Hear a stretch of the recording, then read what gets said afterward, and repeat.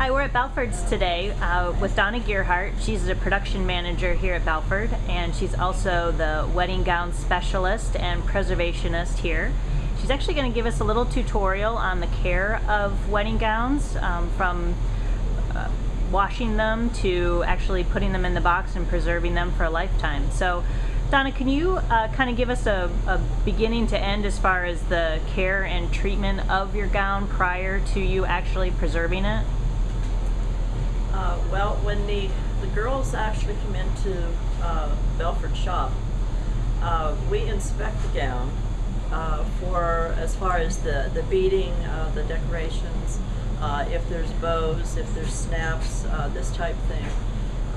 Then we check for spotting, so that we know what kind of spottings that agents that we have to use to get it started for the cleaning process.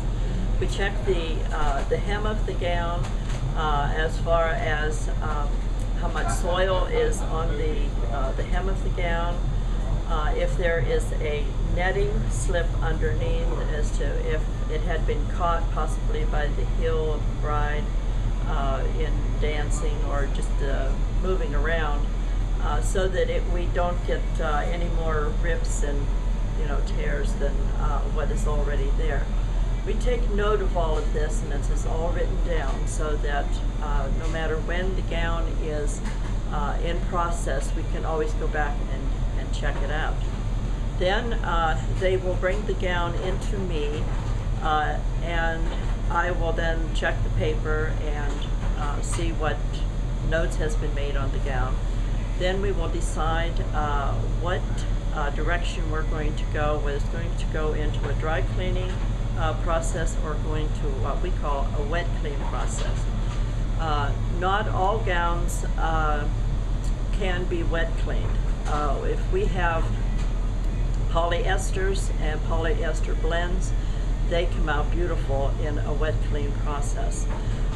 The more delicates, like your silks, your nylons, your decorative nettings, brocades, and a lot of decorative work, they don't come into wet cleaning process very good. Those we always have to go into a dry cleaning, which the spotting agents are different than what we use in the wet cleaning.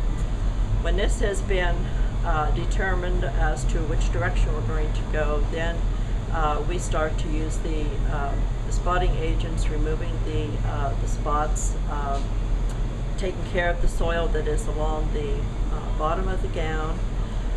Then it is put into, if we're going into wet cleaning, we have a very delicate cycle in our small washer that we use. We use mild soap, and it has a very gentle twist and turn to it. It has a lot of pauses where it just kind of settles and soaks. Then it goes into several different rinses so that we can make sure that we have all of the spotting agents rinsed out of the gown. It is then done a very gentle spin, and then it is hung dry. Usually overnight, they'll dry overnight, and the next morning then they're packaged, ready for the customer. If they go into the dry cleaning area, then they were put in by themselves on a very special dry cleaning cycle, where again you get a gentle motion so that you don't have a lot of tug and pull on any of the materials, and also the beading, your netting, and all your decorations that's on your gown.